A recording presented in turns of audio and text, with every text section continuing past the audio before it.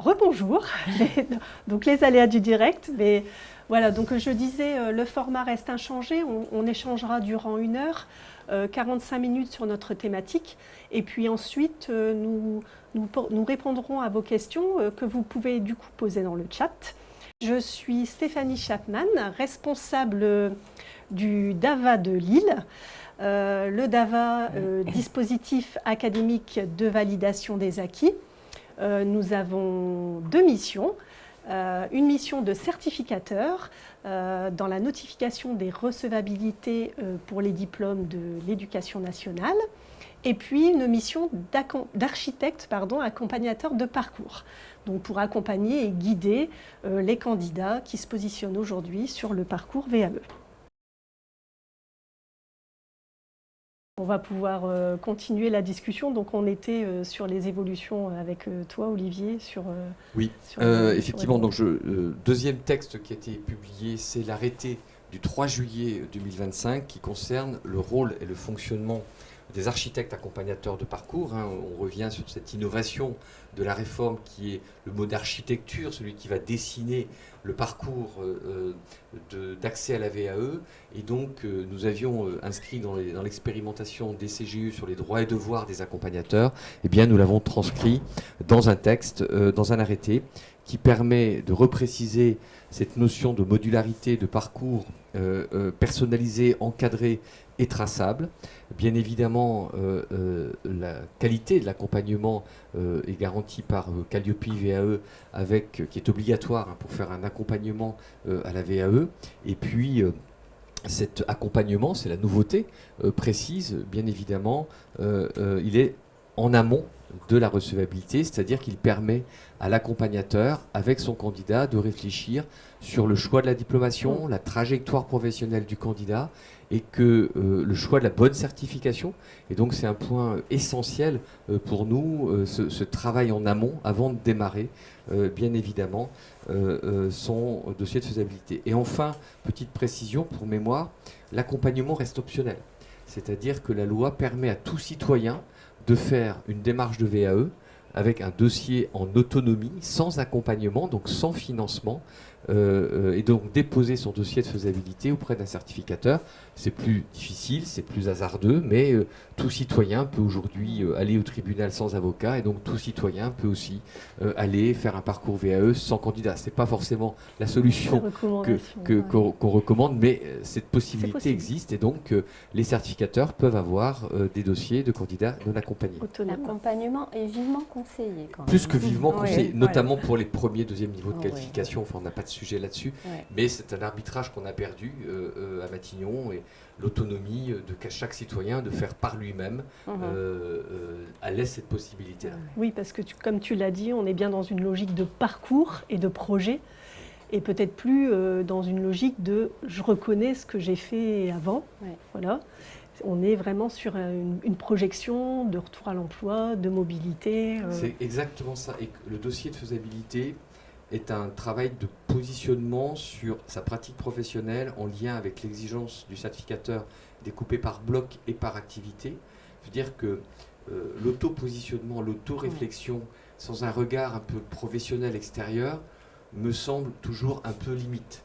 Je prends un exemple très simple. On sait tous changer une couche d'un enfant ou d'une personne âgée parce qu'on l'a fait pour nos vieux parents. Est-ce que ce geste que nous faisons dans un cadre tout à fait personnel est le même geste qu'on doit faire dans un cadre professionnel? Et donc, des fois, de se dire, oui, je sais faire, je sais faire, je sais faire à manger, ça c'est sûr, mais je ne sais pas cuisiner dans un restaurant. Et donc, c'est tout ce travail de positionnement qui fait que le rôle central de l'accompagnateur, d'interroger, de fonder la qualité de l'expérience, la diversité d'expérience, bloc, par activité, c'est ça qui est essentiel dans la réforme. Donc, l'autonomie, elle est intéressante, je dirais, pour des candidats qui ont déjà un niveau de réflexion très élevé, sur des formations plus transverses, etc. Bon, la loi a prévu comme ça, donc elle s'applique pour tous. Et donc ça fait partie des difficultés qu'on a, mais nous on insiste beaucoup sur le rôle essentiel des accompagnateurs VAE. D'ailleurs, les candidats s'y trompent pas dans l'enquête que nous avons faite auprès de à peu près 10 000 candidats en fin de parcours. Le rôle de l'AAP est jugée fondamentale par les candidats à 87%. Donc cette nouvelle fonction qui existe, eh bien, elle a pris sa place auprès des candidats. Ça permet d'éviter de les laisser seuls, de les laisser en interrogation, de partir sur une mauvaise piste ou d'une autre piste et d'explorer les champs des possibles. Peut-être un petit focus sur l'assouplissement du congé VAE aussi, qui aujourd'hui a une durée doublée, un préavis réduit, un délai de réponse par écrit et une extension au CDD. Donc avec cet assouplissement, on voit qu'on essaie de faciliter, de mettre de l'huile dans les rouages pour que la VAE soit accessible à un plus grand nombre. Et dans l'accord paritaire qui a été signé et publié au JO dans le cadre de la loi sur la transition professionnelle, ce rôle de congé VAE, ce travail, on a remis la VAE dans l'espace de transition professionnelle que vont renégocier branche par branche les entreprises, et donc avec une mobilisation du congé VAE, la prise en compte de la VAE dans une logique de parcours et de transition professionnelle. On est vraiment dans la philosophie actuelle de la trajectoire et de l'employabilité des salariés.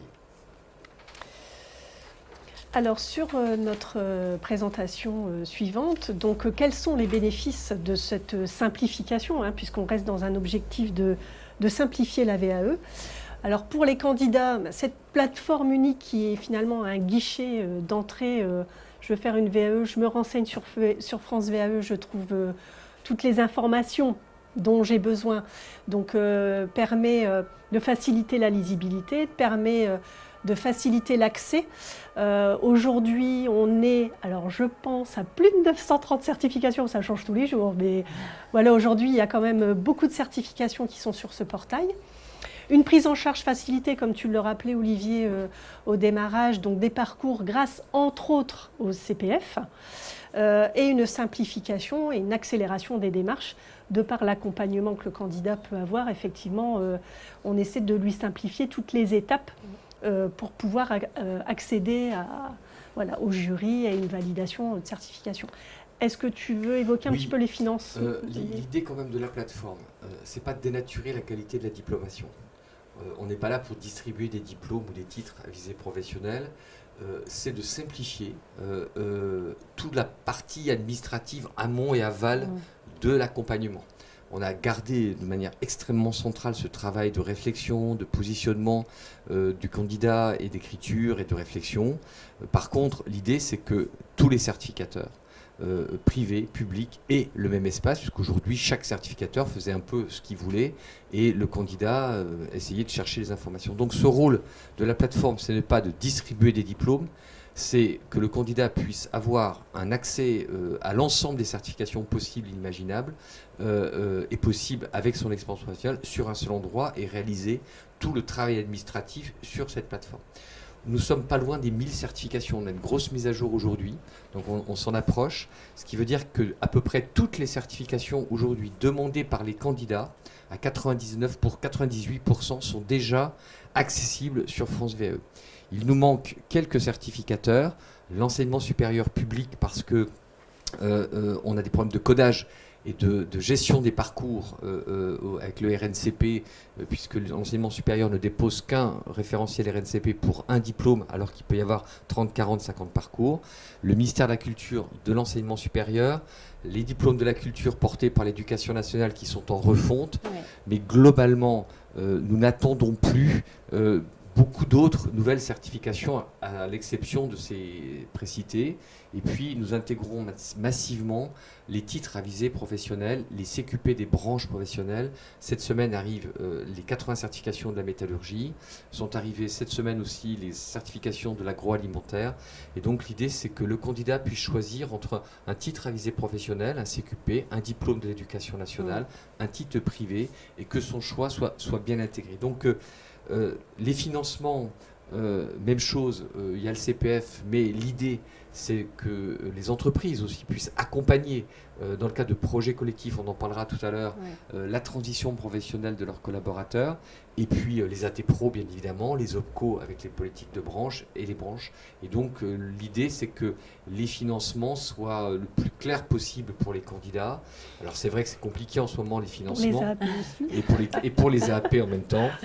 Et il nous restera la part de l'accompagnement des demandeurs d'emploi avec France Travail dans les territoires où là, effectivement, chaque région et chaque région, conseil régional et France Travail sont en cours de négociation. À sa politique et en cours de négociation. Mais l'idée, c'est de simplifier le plus possible et que ce soit le plus transparent possible.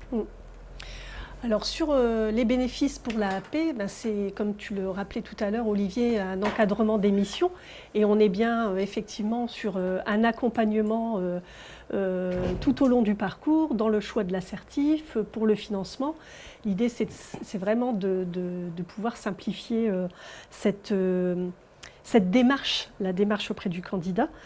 En tant qu'AAP, d'avoir aussi un accès à un vivier élargi de candidats, puisque aujourd'hui, on le disait tout à l'heure, on n'est pas AAP sur une certification en particulier, mais on accompagne sur un domaine, un code, une filière.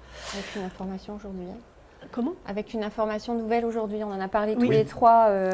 Je pense qu'il faut le préciser. Oui, sur le référencement des architectes accompagnateurs de parcours, pendant l'étape de préfiguration, nous avons référencé sur un niveau de certification par domaine et sous-domaine. Je suis un spécialiste des niveaux CAP du secteur sanitaire et social, ou plus précisément du secteur santé. Depuis lundi, vous pouvez modifier votre paramétrage pour être encore plus précis.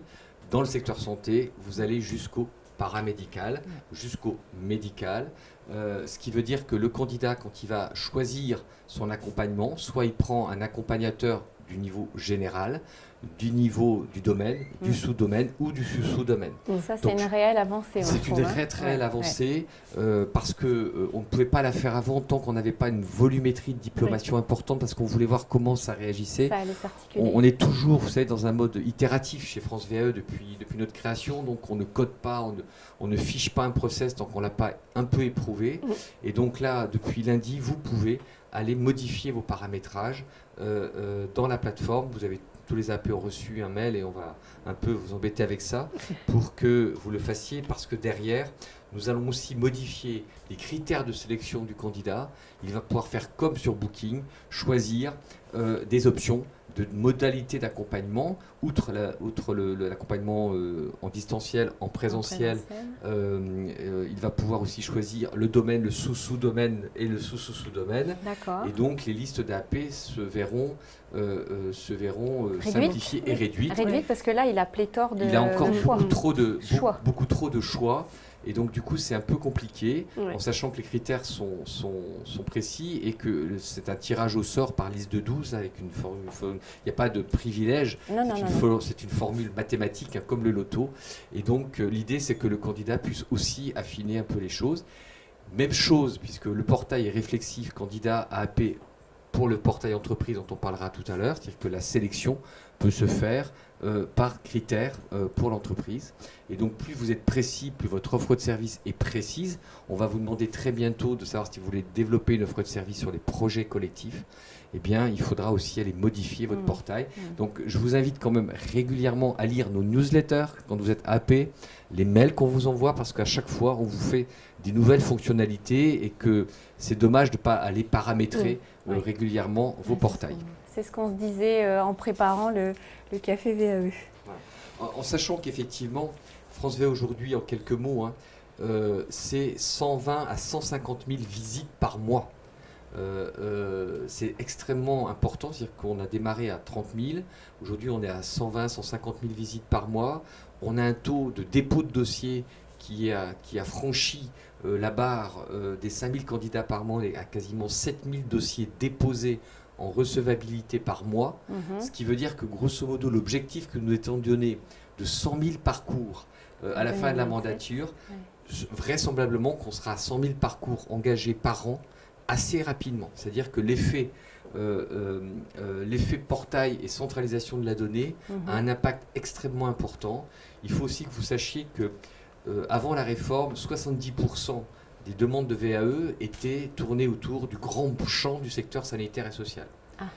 Aujourd'hui, 43% des demandes des candidatures sont des nouvelles certifications. C'est-à-dire que on voit bien que l'élargissement des certifications, le fait de mettre toutes les certifications sur un même niveau, donne des appétences aux candidats et qu'on n'est plus uniquement concentrée sur le secteur médico-social, c'est-à-dire que la progression ne se fait pas sur le secteur de la santé et du médico-social, mais sur les autres certifications, qui donc du coup qui va baisser un peu. Alors les bénéfices, je reviens un petit peu en arrière parce que du coup on avait un petit focus après sur la plateforme, mais tu as déjà donné beaucoup d'informations, mais les bénéfices pour les employeurs.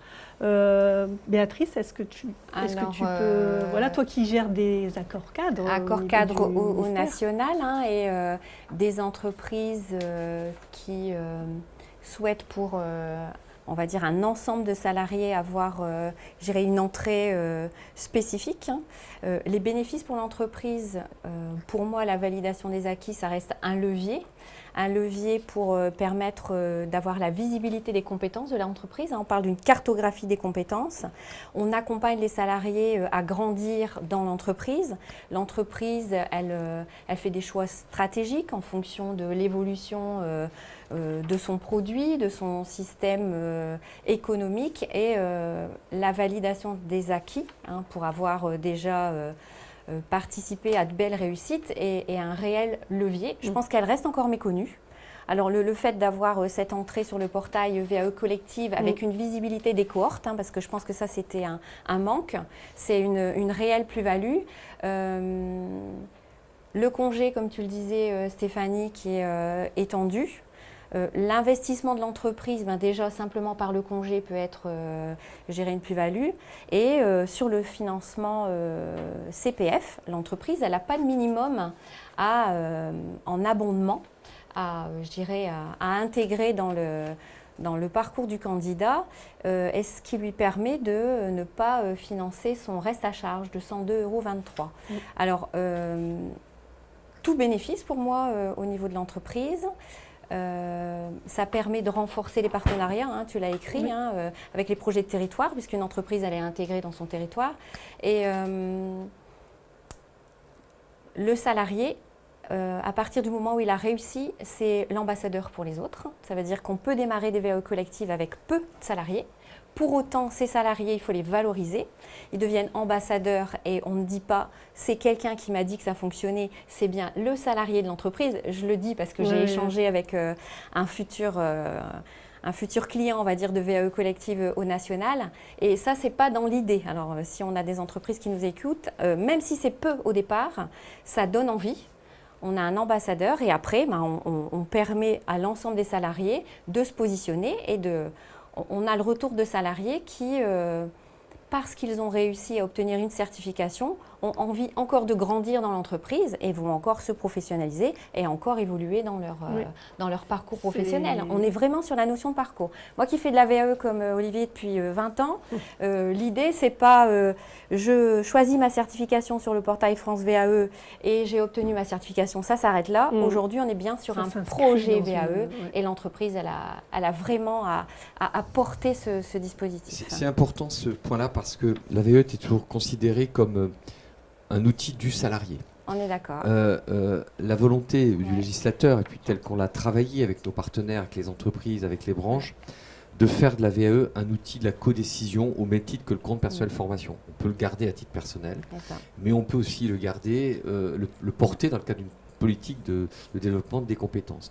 C'est vrai que le réseau des DAVA avait une expérience folle sur le projet collectif, que tous, on a essayé de monter des projets collectifs et que c'était une galère administrative à piloter, que là, on a essayé de faire quelque chose de simple avec des outils de pilotage dont on parlera tout à l'heure pour stimuler l'offre de projets collectifs portés par un tiers, une branche professionnelle ou une entreprise. C'est vrai que c'est une vraie avancée et qu'on n'a pas forcément mesuré que cette réforme remettait la VAE dans les outils du développement des compétences portés conjointement par les employeurs et les salariés dans le cadre d'un dialogue social. Je vais me permettre encore une petite remarque par rapport à ces VAE collectives et avec le partenariat, la collaboration étroite avec les équipes de France VAE, puisqu'on est sur ce dossier VAE collective. Anticiper la notion de jury, mais on en reparlera après, mais c'est important. De penser parcours sur une certification pour un ensemble de salariés, mais tout de suite évoquer le jury pour que ce soit bien clair pour tout le monde. Voilà. Donc on a évoqué donc cette plateforme France VAE comme un outil numérique, une entrée unique. Alors finalement, Olivier, en quoi cette plateforme elle permet vraiment une coordination entre l'ensemble des acteurs, des parties prenantes, à la fois le candidat, le certificateur, on a parlé d'AP. Voilà, en quoi cette plateforme est un outil de coordination, de pilotage même peut-être ? C'est d'abord un lieu unique, c'est-à-dire que tout le monde se retrouve sur cet espace. Comme de manière plus ancienne, vous avez France Connect, où l'administration interagit avec le citoyen depuis son propre espace.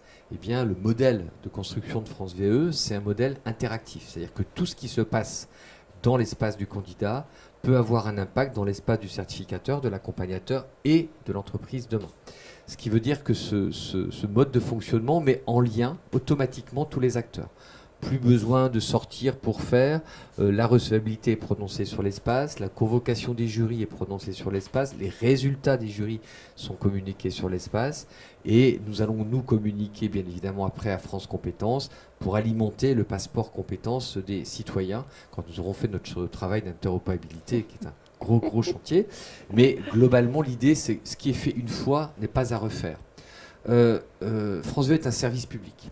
Et toute l'équipe qui travaille sur France VE, on a à cœur que ce qui n'est pas utile pour nos concitoyens, on ne va pas le faire. On ne cherche à avoir que les informations utiles et nécessaires à la réussite du parcours. Est-ce que ça sert de demander des tonnes de preuves, des tonnes de machins, etc. Tout ce qui n'a pas de valeur et d'impact sur le parcours de la VAE a été supprimé. Et donc, on a réfléchi plutôt citoyen que plutôt écosystème. C'est sûr que les certificateurs, il a fallu faire une transformation publique très importante sur leur process, sur leur organisation. L'uniformisation, c'est compliqué dans des grands ministères comme celui de l'Éducation nationale, mais Béatrice y travaille parce que c'est autant de pratiques que de DAVA, c'est autant de pratiques que de DRETS, autant de pratiques que d'universités. Et donc l'idée, c'est que nos concitoyens ne se perdent pas dans ces pratiques diverses et complexes. Et donc cette transformation publique des certificateurs est pour nous un point essentiel. Deuxième point essentiel, c'est le traitement de la data. C'est-à-dire que jusque maintenant, quand la DARES publie des statistiques, elles sont juste à peu près à 40%. Je dis qu'elles sont fausses à 60%. Mais au moins, c'est une base. Pourquoi ? Parce que la plupart des certificateurs, vous regarderez le jaune budgétaire qui a été publié là, au journal officiel il y a quelques jours, c'est à l'exception de tel ministère, à l'exception de tel machin. C'est-à-dire que globalement, la qualité de la donnée n'est pas bonne. Ça veut dire que le pouvoir public ne peut pas avoir une vision prospective de ce que c'est que l'outil VAE et comment il s'articule dans le cadre des politiques d'emploi, de formation, des branches et de France Travail, parce qu'on n'a pas de la data de bonne qualité. Donc l'objectif aussi de France VAE, c'est de pouvoir fournir, tel que l'a prévu les décrets, de la data à tous les gens qui en ont besoin. La data unifiée. Donc on sait que les parcours, eh bien, ils seront pilotés par numéro, par origine du champ conventionnel du candidat, par département, par lieu, etc., par typologie d'action de formation, d'accompagnement. Et donc notre objectif, c'est que l'État puisse avoir de la data pour émettre une politique. Ce qu'il n'a pas fait quasiment pendant 20 ans, puisqu'il n'avait pas de data. Et donc c'est un sujet pour nous extrêmement important, la qualité de la data. Et puis, deuxième sujet, c'est la professionnalisation des accompagnateurs VAE.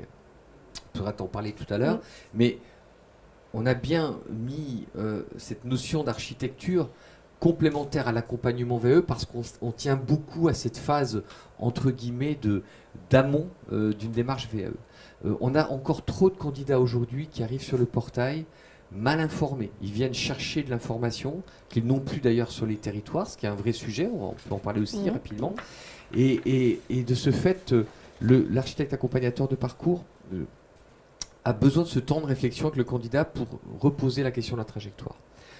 C'est un point pour nous extrêmement important que les candidats aient une bonne information. Et vous trouverez sur le portail, c'est une de nos missions de service public, de l'information à jour, régulière, écrit en français de niveau baccalauréat. C'est-à-dire que ce qui n'est pas compris par les usagers n'est pas sur le portail. Même logique. Les textes sont expliqués, les procédures sont expliquées. Vous avez vu dans tous vos portails, si vous êtes AAP ou certificateur, des tutos, des notes, écrit le plus simplement du monde, et tout est concentré sur un espace, c'est-à-dire qu'il y a une base documentaire publique, une base documentaire pour les certificateurs, une base documentaire pour les accompagnateurs, une base documentaire pour les entreprises avec des tutos, des PowerPoint. L'idée, c'est que ce soit facilitant et que ce soit compréhensible. Parce que quand on regarde les portails des anciens certificateurs ou des...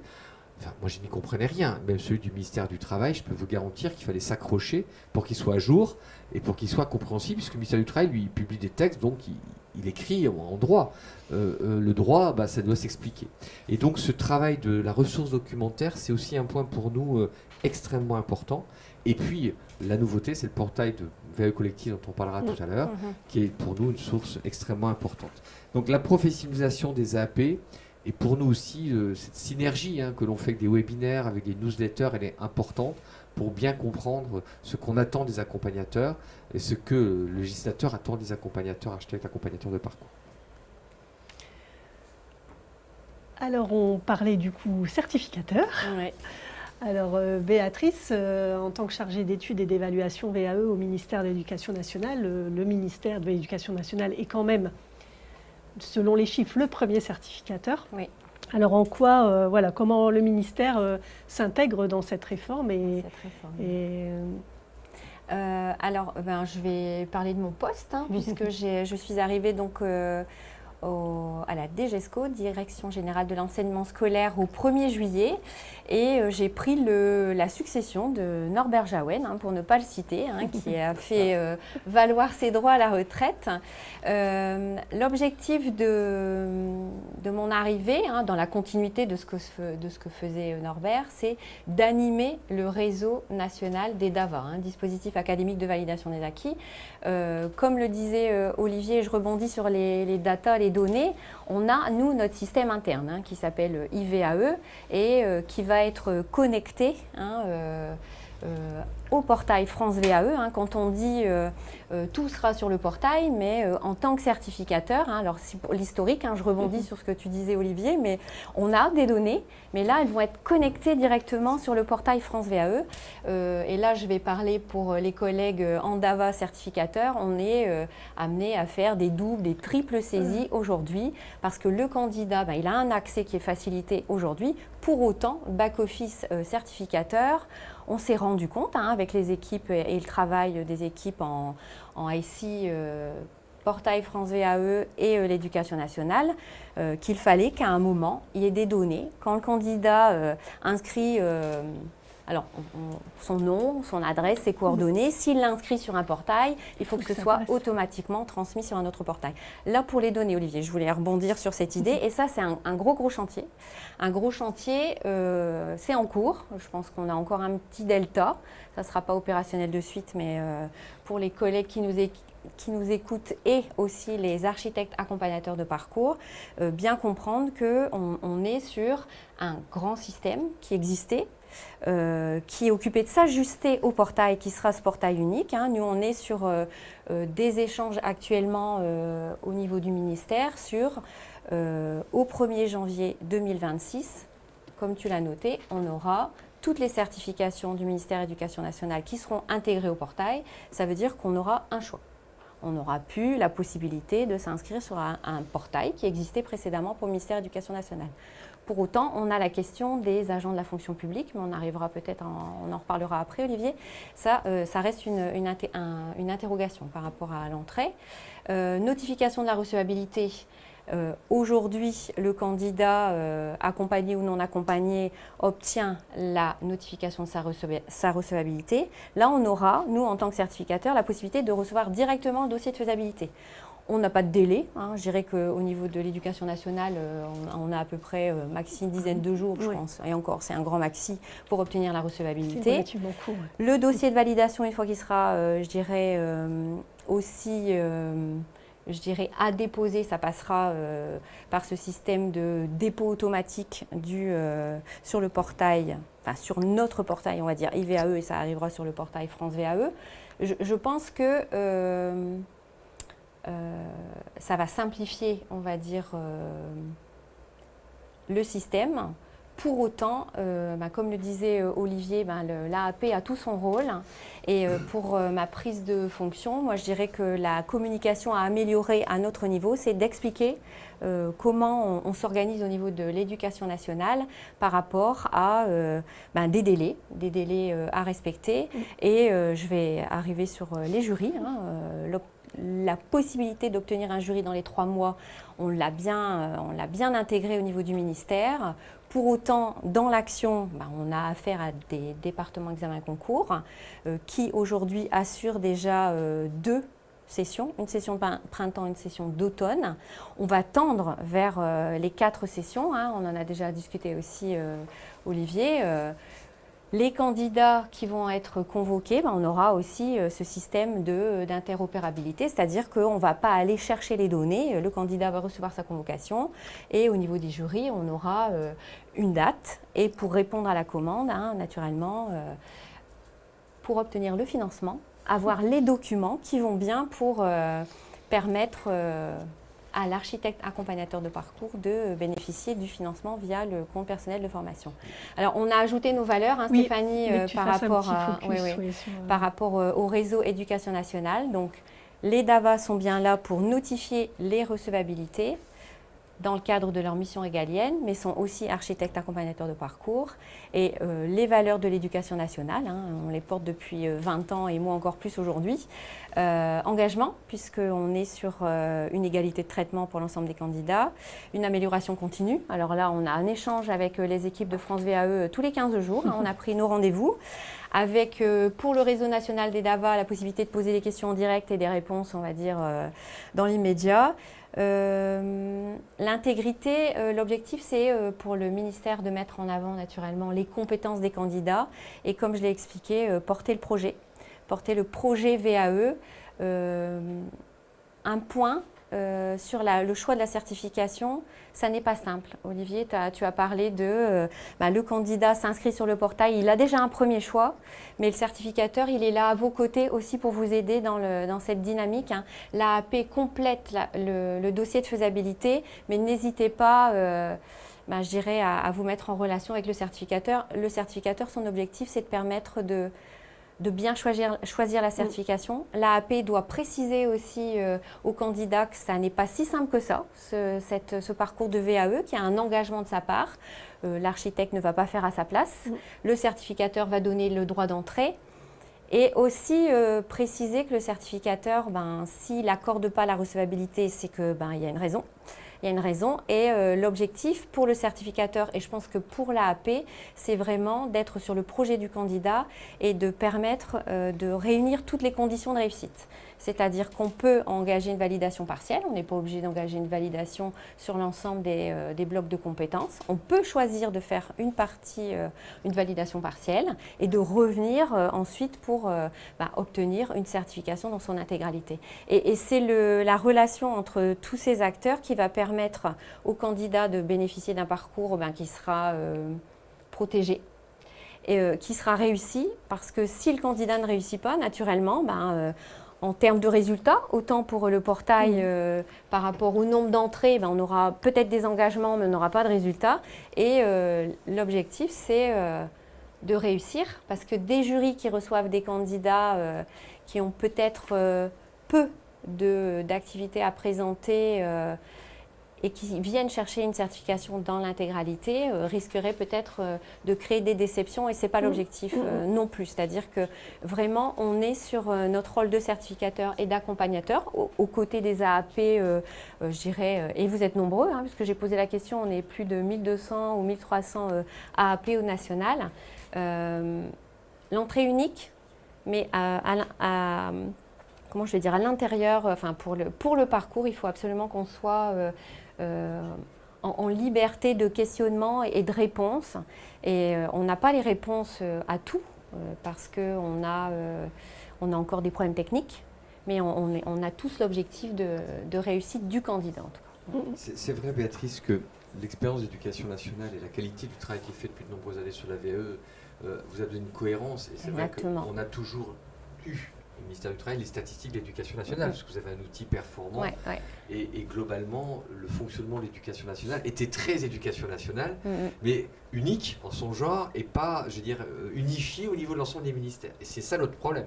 C'est-à-dire comment on pilote du traitement de données avec des ministères qui ont des approches extrêmement différentes. Voire divergentes, et comment on évite la double saisie pour alimenter les portails des uns et des autres.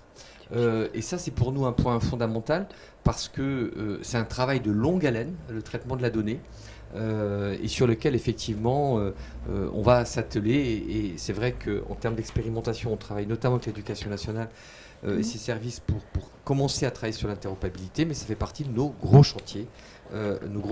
Et puis, on tient beaucoup à ce que cette transformation publique se fasse interministérielle dans le cadre d'une bonne administration publique. J'aime beaucoup ce concept de bonne administration publique. Il y a les textes qui disent au minimum 3 mois, mais si on fait quelque chose de dynamique, et moi je peux comprendre qu'on ne fait pas un jury tous les 3 mois pour une certification où on n'a que 20 candidats par an, donc c'est la transparence. C'est-à-dire les jurys une fois par an pour ce type de certification de CAP de verrier, c'est une fois par an à tel endroit et à tel moment. On peut aussi disrupter en disant on va faire des jurys nationaux pour des petites certifications en visio, on peut utiliser plein de choses maintenant, et donc c'est d'être transparent, donc de bonne administration publique auprès du candidat. Si on n'arrive pas à faire 4 jurys, c'est pas très grave si on n'a pas beaucoup de candidats. C'est de les faire, c'est de le dire et de le communiquer de manière extrêmement clairement sur l'espace. Donc voilà, donc pour moi, ce concept de bonne administration publique, il est fondamental. Olivier, est-ce que tu peux nous évoquer le référencement justement de l'AP? Est-ce que c'est un process facile? Est-ce qu'il y a des conditions particulières? Comment sont évaluées aujourd'hui les prestations des AP? Alors, le référencement est assez simple, mais assez procédurier quand même.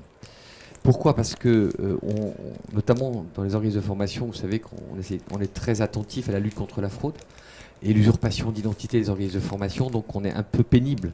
On a besoin de connaître toutes les données des entreprises sont publiques aujourd'hui. N'importe qui peut s'approprier un numéro Calliope, un numéro SIRET, etc. Donc on demande que le dirigeant ou son représentant référence sur le portail. Avec des pièces d'identité, une attestation de conformité fiscale et sociale. Enfin, l'idée, c'est qu'on soit sûr que la personne qui se déclare soit la bonne personne. Donc on est très attentif à la lutte contre la fraude et l'usurpation d'identité, parce que on sait que dans les organismes de formation, c'est quand même quelque chose d'assez, pas fréquent, mais régulier. Deuxièmement, c'est de s'assurer que l'AAP, et donc Calliope VAE, qui respecte bien les exigences de Calliope VAE, ou réputé de droit pour un certain nombre d'établissements, et donc qu'il a donc les compétences avérées. Ce qui veut dire que la réforme de Calliope, telle qu'elle est un peu envisagée, va aussi encore être accentuée sur les fonctions qui n'existaient pas avant sur la VE, sur ce travail de préalable, de positionnement sur ligne de certification, la trajectoire professionnelle. Et donc le dépôt se fait assez facilement, on fait des webinaires, et rapidement, quand l'AAP est référencé, eh bien, il a un certificat de référencement qui va lui permettre de déposer une offre sur Calliope, sur EDOF, pour mon compte personnel de formation, qui pourra être garanti, qu'il pourra être sollicité dans les appels d'offres des entreprises ou des collectivités territoriales ou des branches quand ils lanceront des appels à projets. Et par contre, nous avons une mission qui est prévue dans la loi de contrôle. Non pas de contrôle sur les financements, ça relève du financeur, mais de contrôle du respect de la loi, entre guillemets, de la loi et des exigences du décret sur la qualité. On vient de lancer une série d'audits d'une quinzaine d'AP, et si on estime qu'il y a non-respect du cahier des charges, pendant la période d'audit, nous sortons de la visibilité de l'AP du portail, il n'est plus visible, pendant une phase contradictoire qui démarre au minimum sur 15 jours. Et donc notre idée, c'est plutôt de travailler sur la qualité de l'accompagnement, l'efficacité de l'accompagnement. On n'a pas prévu, très transparent, de mettre des notes aux AAP, parce qu'on est très, interrogatif sur la petite note qu'on met sur Google, des fois un peu lâchement, qu'on n'a pas le courage de dire au serveur que le service n'était pas bon, mais on va se lâcher sur Google.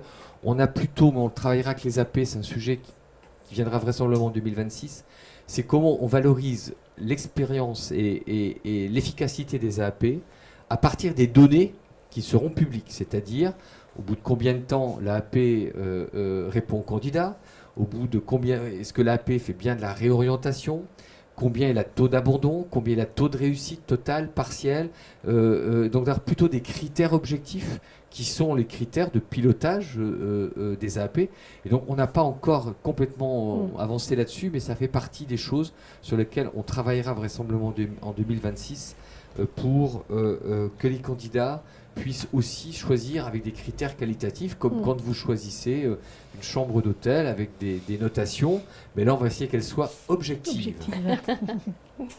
Un délai pour le référencement, Olivier ? Non, le référencement, ça dépend après de l'efficacité de l'AAP, c'est toujours la même chose, mais on peut être référencé en 15 jours. Ah, okay. 15 jours, 3 semaines maximum.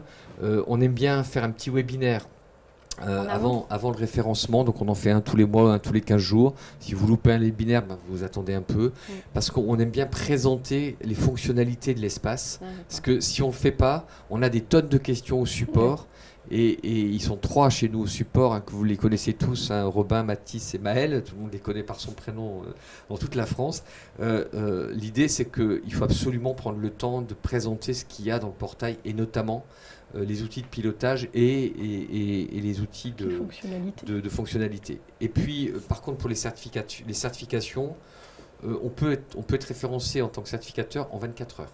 Ça va très très vite. Quand on intègre un certificateur, s'il y passe 20 minutes par certification, eh bien, il est référencé dans la journée. On a eu le cas encore la semaine dernière. On les a eu le matin au téléphone, le soir ils étaient sur le portail.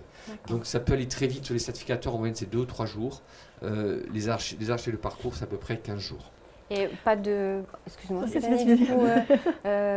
pas de nombre prévu, on ne limite pas l'ouverture. Non, on est sur un marché concurrentiel. Donc les accompagnateurs VAE qui se référencent sont tous les gens qui sont... Calliope VAE, c'est la seule exigence. On ne peut pas plafonner l'accès à un marché privé, puisque les financements ont beau être publics, c'est quand même un marché privé. Et donc tout candidat peut choisir Dupont Conseil ou l'excellent DAVA de Lille. Voilà, on n'a pas de sujet. C'est liberté de choix, liberté de prix, liberté des choses. Ok. Merci pour votre présentation. Un petit focus sur la VAE collective, puisque ce nouvel onglet est apparu aussi alors cet été, je pense. Oui. Voilà, donc on l'a dit tout à l'heure, tu le rappelais Béatrice, que la VAE reste un outil, un levier dans l'entreprise, un outil de GEPP. Elle permet d'engager un ou plusieurs salariés dans une démarche de certification. On parlait de mobilité à l'interne, d'évolution professionnelle à l'interne ou de mobilité externe. Donc les avantages de la VAE collective restent, à travers les exemples que tu as présentés tout à l'heure, la fidélisation du salarié, c'est aussi important, une sécurisation de ses compétences et une réponse, dans le cadre de cette VAE collective sur France VAE, une réponse aux besoins de territoire, on l'a dit tout à l'heure, sur des métiers qui sont en tension. Du coup, comment ça fonctionne, cet onglet, comment ça se passe? Alors, c'est très simple. D'abord, comme à chaque fois chez France VAE, on teste avant d'élargir. Aujourd'hui, notre cercle vertueux de mesurer l'impact. On a ça tout le temps dans la tête. Et donc, on a sorti ce qu'on appelle un MVP, une version 0, Minimum Vital Project, au 1er septembre 2022, en embarquant une dizaine d'entreprises de toute taille, de tout secteur, donc de la grande distribution, du commerce de détail, des métiers de la dépendance, des centres d'appel, qui accompagnent au minimum 8 à 10 personnes sur un projet collectif. Et donc, elles vont pouvoir créer leur compte et créer une cohorte, c'est-à-dire un groupe de tel magasin à Marc-en-Barreuil, de tel magasin à Lille, et de suivre, de faire un appel d'offres si elles n'ont pas d'architecte de parcours, c'est-à-dire qu'elles peuvent très bien prendre la base des architectes de parcours référencés faire un marché public ou un marché privé pour négocier les prix et les parcours. Elle peut aussi mettre le DAVA de Lille parce qu'elle a fait son business au préalable avec vous. Et donc, elle va choisir ses candidats. Donc, la première version, elle choisit ses candidats et ça va générer au bout de la cohorte un code d'intégration sur le projet collectif que le candidat va recevoir pour ouvrir son espace avec ce code, et il retrouvera le diplôme choisi, l'accompagnateur choisi, et les modalités d'accompagnement qui ont été choisies conjointement entre l'employeur et son DAVA. Demain, et son accompagnateur, l'employeur et l'accompagnateur. Demain, on devrait pouvoir transférer automatiquement les DSN des candidats pour qu'on n'ait pas à ressaisir les choses, et en même temps de pouvoir sortir des tableaux de bord par champ conventionnel, puisqu'on a des entreprises qui ont plusieurs conventions collectives dans leur même sein. Et il va falloir qu'elles aient des statistiques pour leurs IRP, leurs CE, leurs CCE. Et donc l'idée, c'est qu'on puisse aussi avoir des tableaux de bord de pilotage, ils existent déjà, mais un peu plus complexes que ceux qu'on a sortis aujourd'hui. Et on attend les retours d'expérience, puisque les premiers groupes ont démarré le 10 septembre, pour pouvoir avancer plus loin dans les fonctionnalités du portail.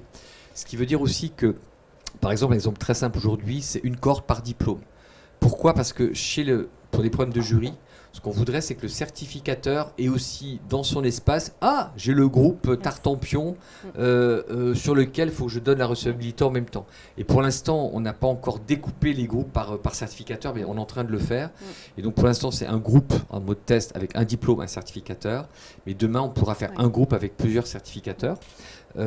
Deuxième chose, l'architecte accompagnateur de parcours dans son espace qui a été choisi retrouve la cohorte telle qu'elle a été conçue par l'entreprise, ce qui veut dire que quand ils vont parler des candidats, des suites parcours des candidats, ils parleront de la même chose, des mêmes groupes, des mêmes fonctionnalités.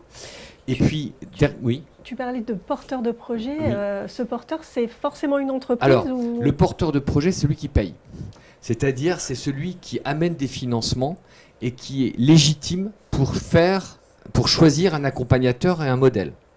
Donc, ça va être une entreprise, ça peut être un OPCO, ça peut être une branche. On va lancer une expérimentation là, dans les jours qui viennent avec un conseil régional dans une région avec des gens en situation de détention. Donc, c'est le conseil régional qui a choisi son AAP avec une structure et qui va payer l'AAP et qui donc porte le projet. Mais ça pourrait être une structure délégataire d'une fonction publique. C'est pas l'AAP qui fait un projet collectif. On est vraiment bien, c'est l'employeur, celui qui finance, qui pilote et qui négocie le démarche. Ce qui ne veut pas dire que les AAP, vous n'avez pas des fois des clients qui vous disent je vous ai référencé pour être la clé d'entrée de tous mes candidats qui vont faire une VAE sur le territoire. Eh bien, on va vous créer un espace de classement de vos AAP qui sera à part de vos candidats en projet collectif. C'est-à-dire que vous allez pouvoir créer votre propre pilotage sur tous vos candidats du rectorat de l'Académie de Lille. Vous allez pouvoir créer le groupe de je ne sais pas quoi, le groupe de l'entreprise XY, le groupe suivi par Monique, le groupe suivi par machin. L'idée, c'est qu'on vous donne des outils qui vous permettent aussi de concaténer la donnée en tant qu'accompagnateur. Donc, on attendait de finir l'espace grande entreprise, projet collectif pour enclencher ce travail avec vous. C'est prévu en déploiement courant décembre, donc ça va être assez vite. Et là, c'est une des demandes qui avaient été formulées les AAP dans les ateliers itératifs que nous avions conduits cet été, puisqu'on fait des ateliers avec les acteurs, on rassemble jamais tous les AAP de France, mais on choisit des AAP types, c'est-à-dire des modèles d'AAP, des structures dépendantes de ministères, des structures indépendantes, privées, publiques, des petits AAP, des simples consultants, des petits groupes, et d'avoir une espèce de photographie de toute la représentativité de votre secteur pour pouvoir construire les fonctionnalités. Donc les ateliers qui ont été faits au mois d'août vont donner des améliorations, puisqu'on va prendre en compte les demandes, bien évidemment. Alors après, on est obligé de les classifier dans le temps, on est comme tous, on a des problèmes de budget, donc il faut qu'on fasse une feuille de route numérique, mais les projets collectifs côté AP, le pilotage de cohorte au sein du portail AP est prévu pour décembre. La notion de jury, elle est importante, et en même temps, la VAE collective, ça donne une autre dynamique à la VAE. On a une cohorte qui avance.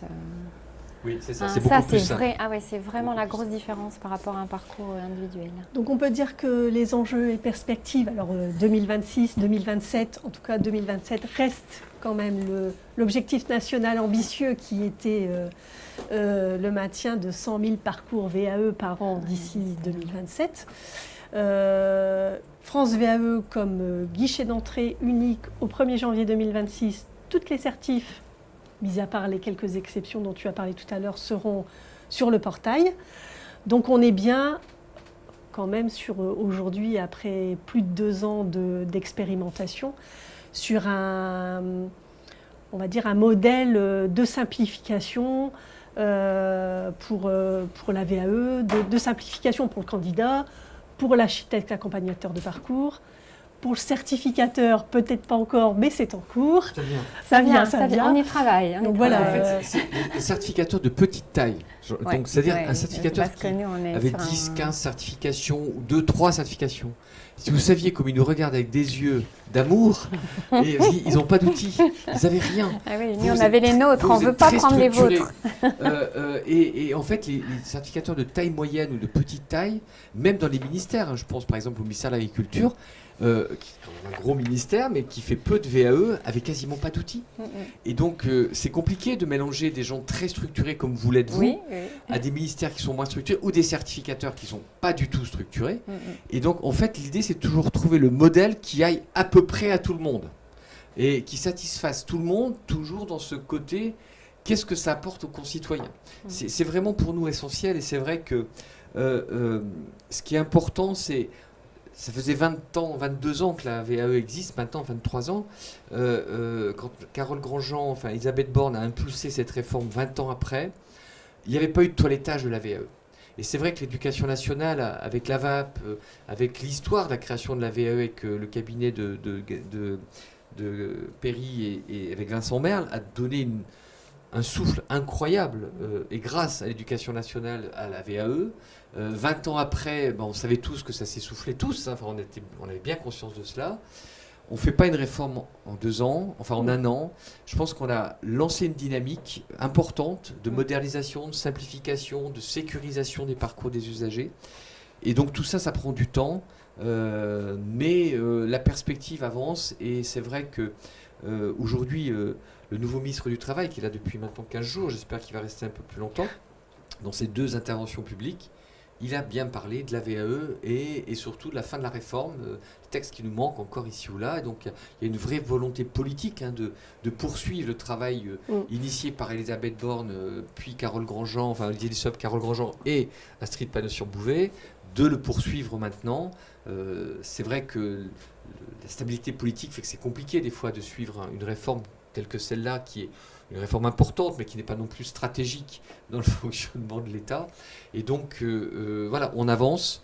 Il y a encore des choses à améliorer. On est très content de la dynamique qui est faite autour de ce futur, enfin de ce nouveau service public, avec les certificateurs publics, ministériaux, et le secteur privé, bien évidemment. Et je trouve que c'est bien ça aussi notre tradition en France, hein, de travailler État, territoire, secteur privé, secteur public et partenaires sociaux, tous ensemble pour réussir quelque chose.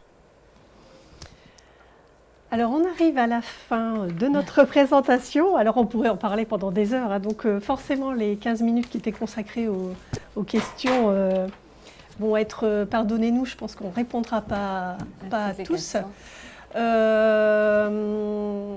Alors, bon, il y a un sujet qui revient régulièrement, la VAE pour la fonction publique. Oui. Est-ce que tu peux en dire quelque chose ? C'est très, très simple. C'est simple et compliqué à la fois. Les textes qui ont été publiés...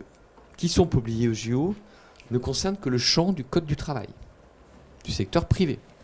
La fonction publique a un code spécifique pour les 3 fonctions publiques, État, territorial et hospitalisation publique. Il nous faut une transcription des dispositions du Code du travail vers le Code de la fonction publique. Il suffit d'un décret, faut-il encore le prendre, qu'on ait un ministre, faut-il qu'on ait un ministre stable qui ait le temps de comprendre, etc. Et là, c'est la même chose. Est-ce que la VAE, c'est le dossier qui arrive en haut de la pile du ministère de la fonction publique ? Je ne suis pas tout à fait sûr de cela. Donc, ça pourrait arriver très vite. Rien n'empêche de le faire. Mais aujourd'hui, effectivement, la fonction publique territoriale, enfin les 3 fonctions publiques ne peuvent pas appliquer les dispositions du Code du travail. C'est un vrai sujet. Et là, c'est le bazar chez les gros certificateurs, notamment vous, je le sais, mais aussi la cohésion sociale, la santé. On parle de pas non plus 350 000 diplômes stratégiques, on parle d'une dizaine de diplômes stratégiques. Donc ça crée toujours une deuxième entrée. Ça crée une deuxième entrée, mais souvenez-vous, quand le DIF a été créé et le CPF a été créé, les 3 fonctions publiques ont mis un temps fou à transcrire dans leur code la fonction publique. Bon là, ce serait beaucoup plus simple parce qu'on a prévu des dispositions pour le faire, mais ça fait partie des chantiers que doit conduire le nouveau ministre Jean-Pierre Farandou avec son collègue de la fonction publique. Je sais que les administrations des GEFP, des GAP se parlent. Maintenant, on espère que ça pourrait aller assez vite. On espère. Alors, je regarde les questions. Comment on identifie l'architecte accompagnateur de parcours? Un site en particulier? Non, à ma connaissance, il n'y a pas de site internet qui répertorie cela. La base des AAP sera publique très bientôt. L'idée, c'est que tous les AAP qui sont référencés soient lisibles. Alors, c'est lisible dans l'espace candidat, c'est lisible dans l'espace certificateur, c'est lisible dans l'espace enlevé, mais c'est pas lisible en public. Oui. Voilà. L'AAP peut donc être généraliste, même si au départ, c'est une question de Guénia, même si au départ, il était seulement sur une filière spécifique. Alors, généraliste, on peut être généraliste, mais se mettre sur tout. Je pense qu'il ne faut pas avoir les yeux plus gros que le ventre. Que les spécificités des certificateurs et quand même nécessitent une gymnastique. Alors, ceux qui sont inscrits au RNCP, c'est-à-dire les certifications non de droit, c'est-à-dire les diplômes, sur le RNCP, c'est assez modélisé, c'est assez bien fait. Enfin, on n'a pas de sujet là-dessus. Par contre, sur les diplômes de droit qui ne sont pas forcément découpés par bloc, qui ne respectent pas forcément les process du RNCP, c'est déjà plus compliqué. Et je m'interroge toujours la capacité de faire l'accompagnement d'un premier niveau jusqu'à un master. Donc, vous pouvez paramétrer votre portail par niveau. Je pense qu'il vaut mieux être pas trop gourmand, dire bon allez, je suis capable de faire du niveau CAP jusqu'au niveau bac dans telle et telle filière, et puis peut-être d'élargir éventuellement par petits bouts. Parce que ce qui est terrible, c'est la réorientation. Quand un candidat vous choisit et que vous le refusez, nous on le sait. Ce qui veut dire que les taux de réorientation, s'ils sont élevés, c'est pour nous un petit bip bip bip bip, non-respect du cahier des charges, puisque quand vous êtes référencé sur la totalité de la filière, vous ne pouvez plus refuser de candidat. Exceptionnellement. Mais si on s'aperçoit on a vu des AP qui refusaient 10-15% des candidats, on l'a enlevé leur visibilité tant qu'ils ne se mettaient pas à jour sur leur choix. Une belle précaution. Voilà. Donc, cette nouvelle modalité. Donc attention, on n'est pas 4x4, on est aussi des humains. Cette fonction d'accompagnement nécessite aussi, d'architecte, un peu de savoir-faire, de compréhension de ce que sont les champs conventionnels, de la classification des titres et des diplômes sur les conventions collectives, les niveaux, lire un référentiel autant de l'enseignement supérieur qu'un celui d'un ministère du Travail, qui est d'une simplicité redoutable. Mais je vous invite à lire le référentiel d'agents des services hospitaliers. Il faut sortir de Polytechnique pour le comprendre. Donc il y a niveau CAP, niveau bac. Donc je pense que le référencement généraliste n'est pas donné à tout le monde. Il faut déjà être une grosse structure avec une diversité de consultants, en sachant qu'il y a des branches qui, elles, vont financer des parcours particuliers et sur lesquels elles vont être très attentives à la qualité du référencement. Résultat toujours, Olivier. Voilà, ce sera le résultat. On attend. Donc moi, je pense que vaut mieux démarrer petit. Oui. Dans une ligne de certification ou deux, se former, embaucher d'autres consultants qui ont une autre expérience. Voilà, donc ça me semble plus raisonnable. Voilà. Je rejoins le propos parce que l'objectif final, c'est toujours la présentation au jury. Ça veut dire que la personne qui a été accompagnée mais qui ne présente pas les attendus devant le jury, malheureusement, on aura un résultat qui ne sera pas, je dirais, une réussite et les conditions de réussite ne seront pas réunies. Alors, il y a des questions sur les financements. Alors, on ne sera pas en capacité de vous répondre sur les financements, sur la façon d'intégrer dans le CPF ou sur les abondements régions, parce qu'on est comme vous, on a assisté s'est tenu il y a 15 jours un webinaire, notamment là, pour la région Hauts-de-France. Donc, nous, on n'a pas forcément la réponse sur les abondements. Je ne peux pas... Alors, oui, on nous a effectivement annoncé qu'il y avait un abondement région, une participation aussi de France Travail sur les frais annexes. Mais aujourd'hui, dans la faisabilité, aujourd'hui, c'est pas... on a reconduit... Alors, le chèque passe VAE pour l'abondement région sur la partie accompagnement. D'accord. Voilà. Mais voilà, c'est en tout cas pas encore activé, mais ça ne saurait tarder. Ah, d'accord. Et sur les frais de jury, oui, alors effectivement, qui ne sont pas forcément j'ai vu une candidate de Sandrine. Alors là, c'est un petit truc. Je vous invite à déposer sur Aide-Offres des offres par grande filière. C'est-à-dire, je dépose une offre du secteur sanitaire et social sur lequel les prix jury sont uniformes puisque c'est gratuit. Ou de réfléchir à regarder dans les frais de certification combien ça coûte en moyenne, puisqu'on est toujours sur une offre globale. Et donc c'est sûr que si vous déposez une offre d'accompagnement général de généraliste et que vous avez un certificateur qui demande 1 500 € de certification et puis à côté c'est 0, ça ne va pas faire la même tête au devis. Donc je vous invite à déposer plusieurs offres sur Aide-Offres. En tout cas, c'est ce qu'on avait convenu avec mon compte personnel formation. Donc offre du DAVA du secteur sanitaire et social, offre du DAVA des filières industrielles, offre du DAVA de je ne sais quoi, de réfléchir à comment. Puis après, vous pourrez changer. Mais tant que c'est pas tout ça stabilisé, vous avez plutôt intérêt soit à faire une offre globale en disant on fait une offre globale accompagnement DAVA en la mettant assez élevée, mais en précisant bien que ce sera adapté en fonction des besoins du candidat. Bon, si vous faites une offre aux alentours de 5 000 € tout compris, vous passez partout à peu près. Donc soit vous spécialisez votre offre par domaine, soit vous faites une offre très généraliste en précisant bien que c'est l'offre que doit choisir le candidat d'Ava Lille ou Greta je ne sais quoi, qui est évidemment ajustée puisque le devis va être inférieur à l'offre. Ouais, ce qu'il faut bien comprendre, c'est que l'offre peut être globale, mais c'est en fonction du besoin du candidat. C'est ça. On réalise le devis en fonction des besoins du candidat. Oui. Et pour l'éducation nationale, je ne l'ai pas spécifié, mais on est bien à 300 €. Et ces 300 € sont notés sur les fiches. Ouais. Tout le monde a rempli ses coûts de jury, sauf le mauvais élève, le ministère du Travail. C'est en cours. Parce qu'en fait, le ministère du Travail a un sujet, c'est que les centres d'examen, enfin les centres délégués qui travaillent sur les titres du ministère du Travail peuvent être aussi centres d'examen et qu'il n'y a pas eu d'homogénéisation des coûts. Contrairement à chez vous, vous êtes une administration centrale, quand vous décidez, il n'y a pas de problème. Il n'y reste que ce ministère-là qui n'a pas fixé encore ses coûts, mais c'est imminent. Donc vous avez dans chaque certification les coûts. Et là encore, le certificateur est libre de ses coûts de certification.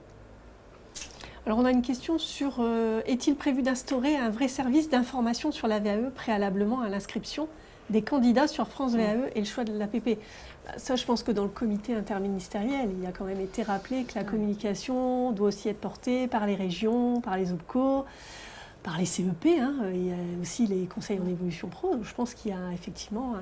Alors, effectivement, on ne va rien créer du tout. On va utiliser ce qui doit être fait, ce qui est fait. Les conseils régionaux ont une mission d'information, d'orientation sur la VAE pour les publics demandeurs d'emploi. C'est inscrit dans la loi. Donc ils doivent effectivement le faire, comme l'éducation nationale d'ailleurs. Mais vous, c'est tout le monde. Les conseils régionaux, c'est un minimum, effectivement, les conseils régionaux avec leurs points relais conseils. Donc j'insiste lourdement sur l'utilité de ces points relais conseils. Les acteurs du CEP ne sont pas forcément c'est un petit bout la VE, ils peuvent le faire, mais ils ne sont pas forcément qualifiés là-dessus, donc c'est un vrai sujet, l'articulation entre les CEP et les points relais conseils et les opérateurs de compétences dans leur mission d'information d'orientation auprès des entreprises. Il faut aussi qu'ils prennent en main ce rôle-là. On les voit en ce moment, on travaille beaucoup avec eux, mais il faut aussi que vous sachiez que la réforme avance, que les problèmes budgétaires ne facilitent pas les choses, parce que qui dit doit faire, c'est toujours un peu d'argent. Et donc, ça va prendre un peu de temps, mais je ne désespère pas, en tout cas qu'en 26, tout ce qui est autour de l'information, de l'orientation est important.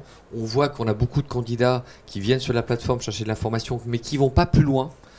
Ça double tous les mois. C'est-à-dire qu'il y a beaucoup de gens qui viennent, mais qui ne vont pas plus loin. C'est-à-dire qu'on voit bien que le travail d'orientation n'est pas fait, ou n'est plus suffisamment fait au niveau des territoires en amont, parce que en fait, on devrait arriver sur la plateforme quasiment quand son projet est prêt. Quasiment quand son projet, on n'a pas de mission d'orientation avant. Juste rebondir sur le fait qu'on a des acteurs, Point Relais Conseil, Conseil en évolution professionnelle, même les conseillers France Travail. Toutes ces personnes, moi je les invite à se rapprocher des DAVA. On a quand même un DAVA par territoire. Si vous avez des questions, si vous avez besoin de co-animer des choses, on ne peut pas être expert de tout, mais n'hésitez pas, ça permettra de qualifier votre information et de... Et puis vous avez à Lille un outil extraordinaire qu'elle sert, le Cariforef, le CR2EP, qui fait un travail remarquable sur la VAE. Enfin, vous le soulignez parce qu'il n'y en a pas beaucoup qui le font de cette manière-là. Je ne sais pas s'ils sont là, mais je les salue. Oui. Mais c'est vrai que votre région est plutôt dynamique là-dessus. Le prisme de la région Nord n'est pas tout à fait, Hauts-de-France n'est pas tout à fait le prisme national, moi qui vois tout ça. Donc vous avez une chance, c'est que vous avez un outil territorial porté par l'État, la région, qui est le C2RP, qui fait un énorme travail d'information sur le sujet, le réseau d'AVA ici aussi, mais voilà, donc ne pas hésiter, se rapprocher, voilà, vraiment. Alors, on m'indique que le temps est dépassé, on s'en doute un petit peu. Donc voilà, je vous remercie de votre écoute. Encore désolée pour les petits aléas du démarrage et du direct. Passez une bonne journée et puis à très bientôt. Et merci encore de votre participation. Merci pour votre accueil. Merci beaucoup.